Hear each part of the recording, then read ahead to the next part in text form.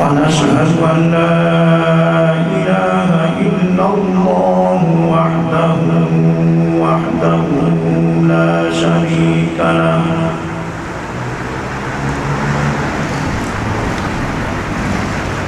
ونشهد أن سيدنا وسندنا ومولانا محمدا عبده ورسوله صلى الله عليه وعلى آله وأصحابه وسلم تسليما كثيرا كثيرا.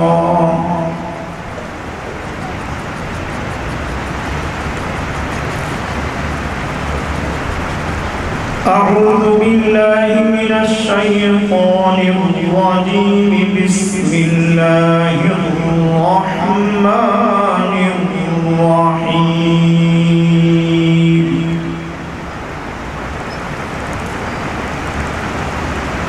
إن هذا القرآن يهدي للتي هي أقوم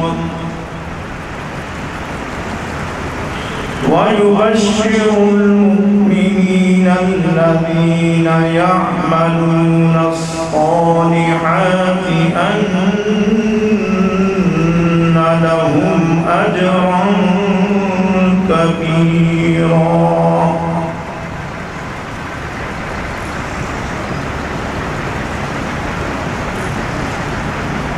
قال تبارك وتعالى: بسم الله الرحمن الرحيم. الرحمن علم القرآن خلق الإنسان علمه البيان.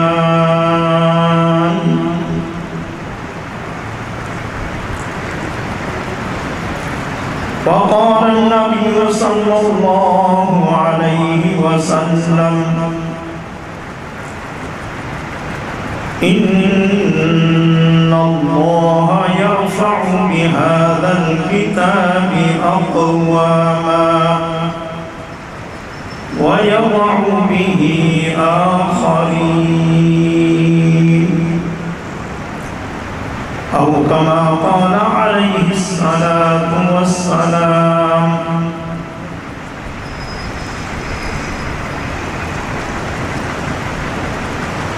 یا الہی جب تک میرے جسم میں جان رہے تجھ پہ صدقے او تیرے محبوب پہ قربان رہے.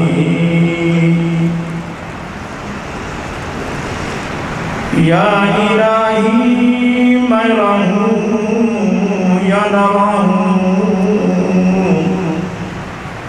اور میرے یہ دل کی دعا ہے کہ دین احمد رہے اور عزت قرآن رہے.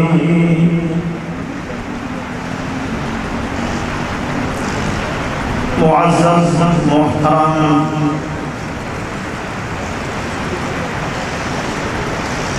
حضرت مولانا امان اللہ ملک صاحب اور حضرت مولانا مفتی فضل الرحمن آزاد صاحب اور دیگر ہمارے اس ادارے کے اساتذہ کرام، معزز سامعین، دوستوں اور بزرگوں، کافی وقت سے آپ بیٹھے ہیں. اللہ رب العزت ہمارے اس بیٹھنے کو اور جو کچھ یہاں سنایا جا رہا ہے، پڑھا جا رہا ہے، اپنی बरगाह में कबूल फरमाए।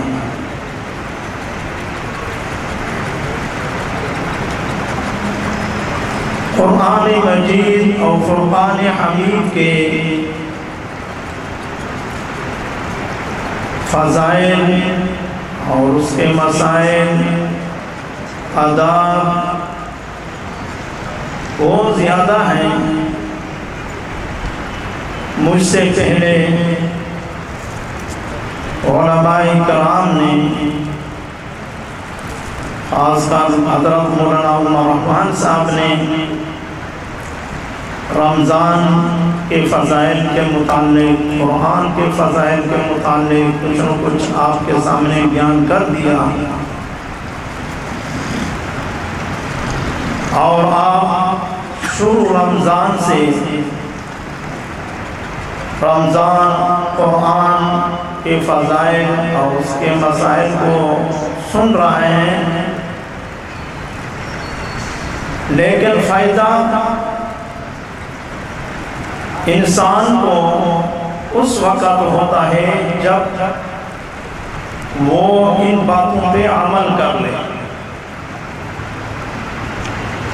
अल्लाह रब्बुल इज़्ज़त की बेशुमार नेमतें हैं।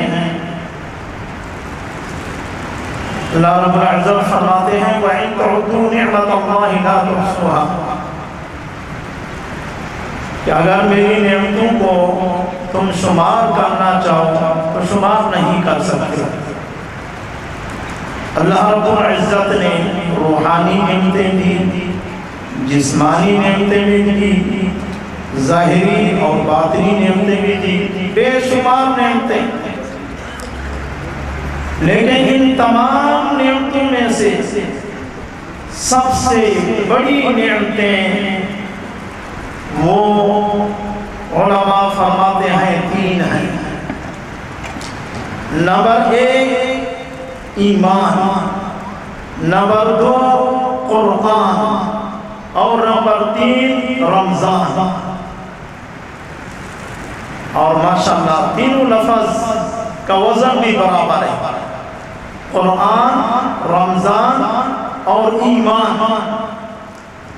और फिर इन तीनों में से सबसे जो बुनियादी चीज़ है वो ईमान है। हज़रत मौलाना मुफ्ती शफी रहमतुल्लाह अलैह फरमाया करते थे कि ईमान को बचा बचा कर, ईमान को बचा बचा कर कब्र तक ले जाओ, आगे जीत ही जीत है।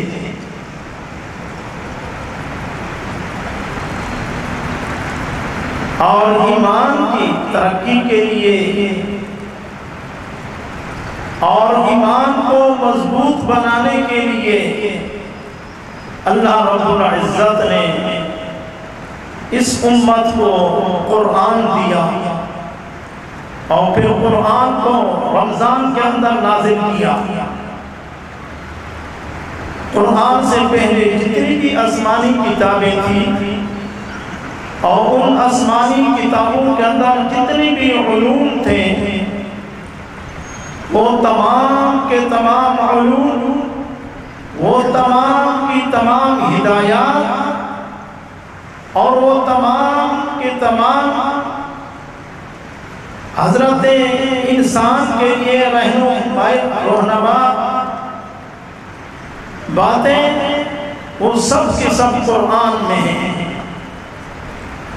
और फिर कुरान के अंदर अल्लाह रब्बुल इज़्ज़त ने जिन मज़ामीन को बयान किया है, उलमा फरमाते हैं कि वो 6 किस्म के मज़ामीन हैं। हमारे यहाँ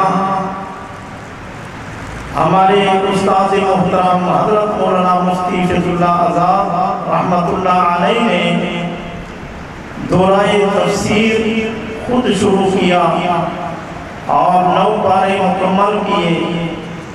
फिर इस दुनिया की ज़िंदगी ने साथ नहीं दिया, अल्लाह को ऐसे ही मंजूर होना था और वो 9 पारे मुकम्मल करके इस दुनिया से चले गए।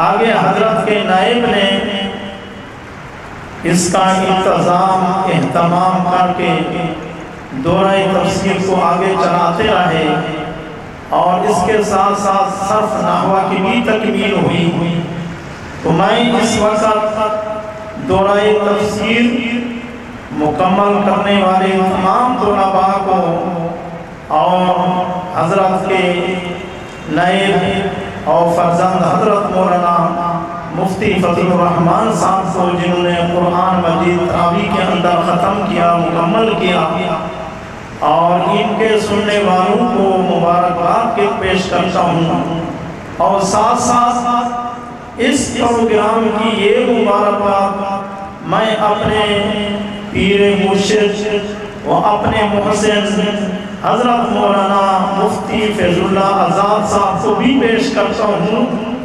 اس اعتبار سے اللہ رب العزت سے درخواست کرتا ہوں کہ میری اس مبارک کو اور اس پروگرام کو جو اس وقت پڑھا جا رہا ہے، دکھایا جا رہا ہے، سنایا جا رہا ہے، اللہ رب العزت اپنی قدرت کاملہ سے میرے پیر اور مرشد کو یہ پروگرام دکھا بھی دے اور سنا بھی دے۔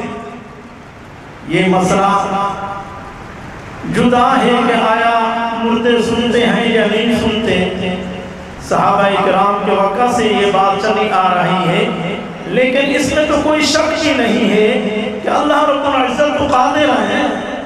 ہم اللہ سے درخواست کرتے ہیں، دعا کرتے ہیں کہ یا اللہ ہمارا یہ پورا کا پورا پروگرام اور یہ پورا ختم قرآن جو الف لام میم سے والناس تک پڑھا گیا اور سننے والوں نے سنا، اور یہ پورا کا پورا پروگرام ہمارے حضرت کو یا اللہ دکھا بھی دے، سنا بھی دے۔ اللہ رب العزت کی ذات قادر ہے، من عنہ اس طریقے سے دکھا بھی سکتی ہے، سنا بھی سکتی ہے۔ تو قرآن کریم کے اندر 6 قسم کے مضامین ذکر کیے گئے، اور نمبر 1 توحید، نمبر 2 رسالت، نمبر 3 قیامت، اور نمبر 4 احکام اور عبادات، اور نمبر 5 ماننے والوں کے حالات، اور نمبر 6 نہ ماننے والوں کے حالات۔ پورے قرآن مجید کے اندر یہ 6 قسم کے مضامین ذکر کیے گئے۔ دورہ تفسیر پڑھنے والوں کے لیے یہ میری بات تکرار ہوگی، بطور تکرار کے میں ذکر کر رہا ہوں، ورنہ یہ سب باتیں بلکہ اس سے بھی زیادہ حضرت نے شروع میں بتائی ہوں گی، تمہید کے اندر بتائی ہوں گی، لیکن کچھ حضرات جو دورہ تفسیر میں نہیں تھے ابھی آئے ہیں، ان کی معلومات کے لیے کہہ رہا ہوں کہ پورے کے پورے قرآن مجید کے اندر یہ 6 قسم کے مضامین ذکر کیے گئے ہیں۔ توحید جو سورۃ فاتحہ کے اندر خلاصتاً ذکر کی گئی، الحمدللہ رب العالمین الرحمن الرحیم، کہ تمام تعریفیں اللہ ہی کے لیے ہیں جو تمام جہان کو پالنے والا ہے، الرحمن الرحیم بحق مہربان نہایت ہی رحم کرنے والا ہے۔ ان 2 آیاتوں کے اندر اللہ رب العزت نے توحید کو ذکر کیا، پھر پورے قرآن کے اندر توحید کی تفصیل کی گئی، مختلف طریقے سے، مختلف انداز میں اور مختلف پہلو سے اس توحید کو ذہن سازی کرنے کے لیے بار بار ذکر کیا گیا۔ کہیں تاکید کے ساتھ صرف سورۃ الرحمن کے اندر 31 مرتبہ فَبِأَيِّ آلَاءِ رَبِّكُمَا تُكَذِّبَانِ ذکر کیا گیا۔ ایک دفعہ اللہ رب العزت کہہ دیتے فَبِأَيِّ آلَاءِ رَبِّكُمَا تُكَذِّبَانِ، کافی تھا معنی مفہوم کے اعتبار سے، لیکن 31 دفعہ ذکر کیا۔ اصل وجہ یہ ہے کہ جب کسی انسان کی ذہن سازی کرنا ہوتا ہے تو اس کو بار بار کہنا پڑتا ہے، بار بار کہنا پڑتا ہے، تو اس لیے اللہ رب العزت نے توحید کو بیان کرنے کے لیے قرآن کریم کے اندر مختلف طریقے سے مختلف انداز میں ذکر کیا۔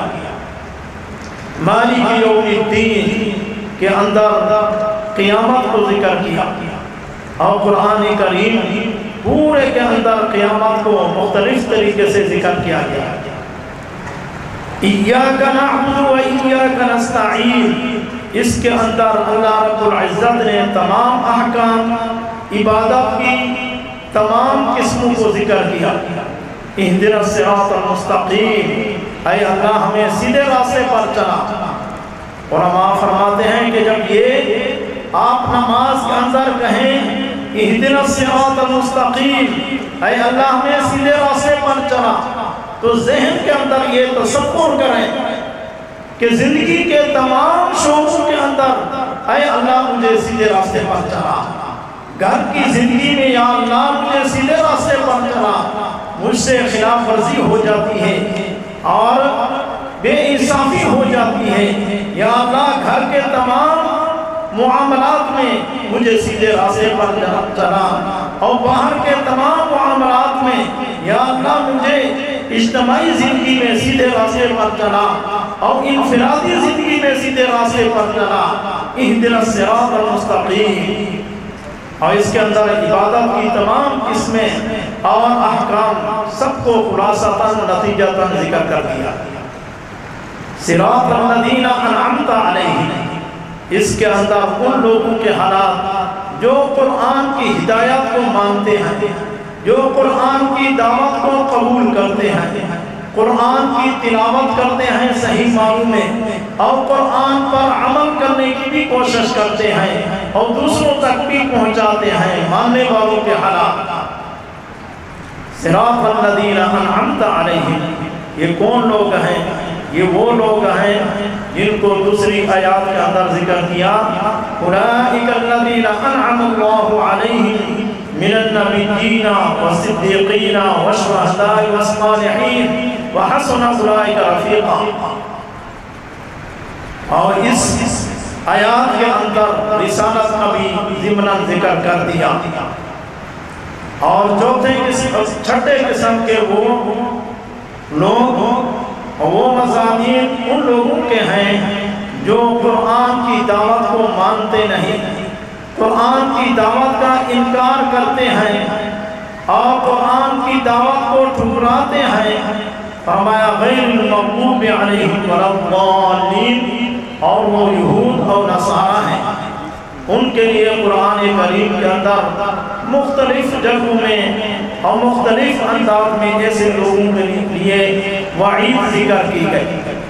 تو گویا کہ پورے قرآن کے اندر 6 قسم کے مضامین ذکر کیے گئے، اور قرآن کریم کے 4 حقوق ہیں جو قرآن کے حقوق کو پورا کرتا ہے اور قرآن کی قدر کرتا ہے اور قرآن پر عمل بھی کرتا ہے۔ اور اس کے حقوق میں سے پہلا حق یہ ہے کہ قرآن کی تلاوت کی جائے، زیادہ سے زیادہ قرآن کی تلاوت کی جائے۔ تلاوت تو سب کرتے ہیں، سب تلاوت کرتے ہیں کہ ہم تلاوت کر رہے ہیں، لیکن بہت سارے لوگ ایسے تلاوت کرتے ہیں کہ قرآن بجائے ثواب کے ان پر لعنت کرتا ہے۔ رب قارئ للقرآن والقرآن یلعن، کہ بہت سارے قرآن پڑھنے والے قرآن ایسے پڑھتے ہیں کہ بجائے ثواب کے قرآن ان پر لعنت کرتا ہے، ایسے لوگوں کے لیے بد دعا کرتا ہے۔ اس حدیث کی تفسیر میں تشریح کے اندر ذکر کیا ہے کہ قرآن کو صحیح اس کے اصول اور قواعد کے ساتھ نہیں پڑھتا، غلط پڑھتا ہے، جس کی وجہ سے اس پر یہ قرآن لعنت کرتا ہے۔ اور دوسرا قول یہ بھی ذکر کیا ہے جو قرآن پر عمل نہیں کرتے، قرآن کو پڑھتے تو ہیں لیکن عمل نہیں کرتے، اور جو لوگ قرآن پر عمل نہیں کرتے ان کے خلاف پیغمبر علیہ السلام کیس کریں گے، اور جن کے خلاف پیغمبر علیہ السلام کیس کریں گے وہ کبھی نہیں جیت سکتے۔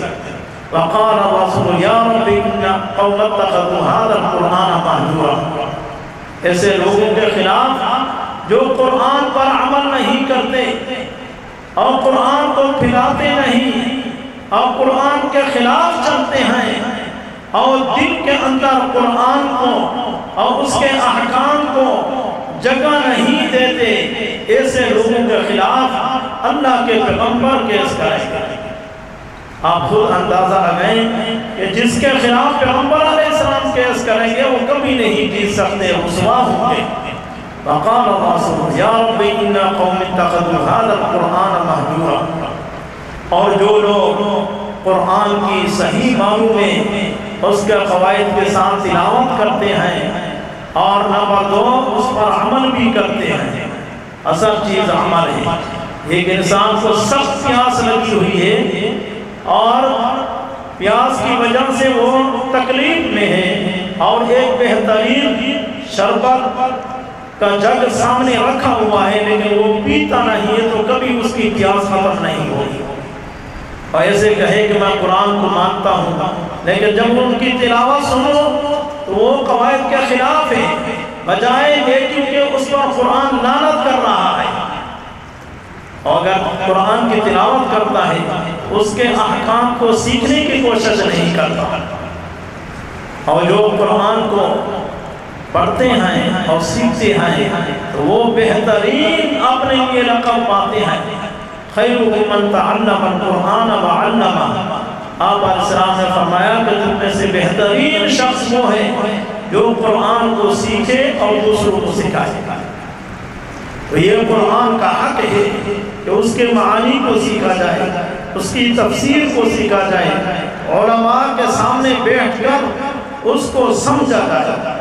ہمارے یہاں اس کا ہر سال بہت ہی بہترین اہتمام ہوتا ہے، لیکن بہت سارے لوگ ایسے ہوتے ہیں کہ اس بہترین موقع سے فائدہ نہیں اٹھاتے اور ایسی شخصیات ہماری حضرت جیسے جو کئی بڑے بڑے مفسرین سے انہوں نے تفسیر کی ہوئی تھی، بہترین نکات بیان کرتے تھے، لیکن ہم نے ان سے فائدہ حاصل نہیں کیا۔ صرف یہی کہتے ہیں کہ ایسی ہستی تھی، ایسی شخصیت تھی کہ جن کے خلا کو پور نہیں کیا جا سکتا، اور وقت جب ہمارے پاس ہوتا ہے، وہ نعمت ہمارے پاس ہوتی ہے، اس نعمت کی ہم قدر نہیں کرتے۔ ایک ساتھی کو میں کہہ رہا تھا کہ چلتے ہیں وہاں بڑے بڑے بزرگ ہوتے ہیں، بیان ہوگا، وہ مجھے کہنے لگے بہت تکلیف دہ بات کہی کہ اس وقت کوئی بھی بزرگ نہیں ہے۔ کہہ رہا تھا اس وقت کوئی بزرگ نہیں ہے۔ میں کہا ہاں پھر اس وقت کوئی بزرگ نہیں ہے تو پھر آپ دعا کرو کہ وہاں قبر سے حضرت مولانا عبدالقادر جیلانی کو اللہ تعالیٰ دوبارہ اٹھا دے، وہ آئے اور آپ اس سے اپنی اصلاح کرو گے۔ اس وقت کے جو اللہ والے ہیں ان کی قدر کرو، وہی تمہارے لیے مولانا عبدالقادر جیلانی ہیں۔ اس وقت کے علماء کی، اس وقت کے اساتذہ کی، اس وقت کے معلمین کی قدر کرو۔ قدر اگر قدر نہیں کرو گے تو وہ جو بڑے بڑے شخصیات اس دنیا سے چلے گئے ہیں وہ واپس آئیں گے نہیں، ان سے آپ فائدہ نہیں حاصل کر سکو گے، خالی کے خالی ہاتھ رہو گے۔ تو فائدہ تب ہوگا کہ انسان عمل کرے۔ بہترین کھانا بنا ہوا ہے، بھوک لگی ہوئی ہے لیکن کھاتا نہیں ہے، اس کا کوئی فائدہ نہیں ہے۔ بیمار ہے، ڈاکٹر نے دوائی تجویز کی ہے لیکن دوائی لے کے رکھ لیتا ہے، اس کو استعمال نہیں کرتا تو کبھی اس کو فائدہ نہیں ہوگا۔ فائدہ تب ہوگا کہ آپ قرآن کو سیکھیں، قرآن کی تلاوت کریں اور اس پر عمل کرنے، اور چوتھے نمبر پہ دوسروں تک پہنچانے کی کوشش کریں۔ یا ایھا الرسول بلغ ما انزل الیک من ربک وان لم تفعل فما بلغت رسالتہ۔ اگرچہ اصل خطاب پیغمبر علیہ السلام کو ہے، صحابہ کو ہے، لیکن اس کے بعد ہماری بھی ایک ذمہ داری بنتی ہے کہ ہم قرآن کریم کو سیکھیں، اس پر عمل کریں اور دوسروں تک پہنچانے کی کوشش کریں۔ تو یہ قرآن اور رمضان ہمارے ایمان کی ترقی کے لیے اللہ رب العزت نے اس امت کو یہ سعادت بخشی اور جن لوگوں نے قرآن کی رمضان کی قدر کی، اور قرآن کی رمضان کی قدر یہ ہے کہ اس پر عمل ہو اور اس کا شکر ادا ہو، زبان سے بھی شکر ادا ہو اور اعمال سے بھی شکر ادا ہو، اور قرآن کریم کو صرف رمضان میں نہیں بلکہ رمضان کے بعد بھی اپنا ایک معمول بنائیں، اس کی تلاوت کی بھی اور اس کو سیکھنے کی بھی اور سمجھنے کی بھی اور عمل کرنے کی بھی اور دوسروں تک پہنچانے کی بھی۔ بہرحال باتیں تو وہ ہوتا ہے اور اتنا وقت نہیں ہے۔ جو لوگ قرآن کریم کو ہر اعتبار سے قرآن کے ساتھ نسبت جوڑ لیتے ہیں، پیغمبر علیہ السلام نے فرمایا ان اللہ یرفع بہذا الکتاب اقواما، ایسے لوگوں کے مراتب درجات دنیا و آخرت کے اعتبار سے، روحانی اور جسمانی اعتبار سے، ظاہری اور باطنی اعتبار سے، ہر اعتبار سے اللہ رب العزت ان کو بلند کرتے ہیں، ہر اعتبار سے بلند کرتے ہیں۔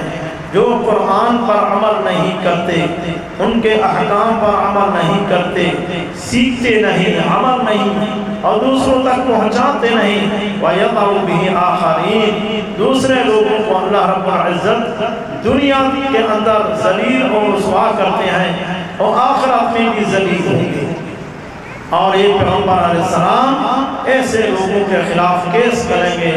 فقال اللہ یا رب اِنَّ قَوْمِ اتَّخَذُوا هَذَا الْقُرْآنَ مَهْجُورًا، تو جو کچھ کہا گیا مجھ سے پہلے یا میں نے جو کہا اللہ رب العزت اپنی بارگاہ میں قبول فرمائے۔ ہمارے اس پورے پروگرام کو اللہ رب العزت اپنی قدرت کاملہ سے ہماری حضرت کو پہنچا دے، اللہ ان کے درجات بلند فرمائے اور ہم سب کو آخرت کی صحیح معنوں کی تیاری کرنے کی توفیق عطا فرمائے۔ وآخر دعوانا ان الحمدللہ رب العالمین۔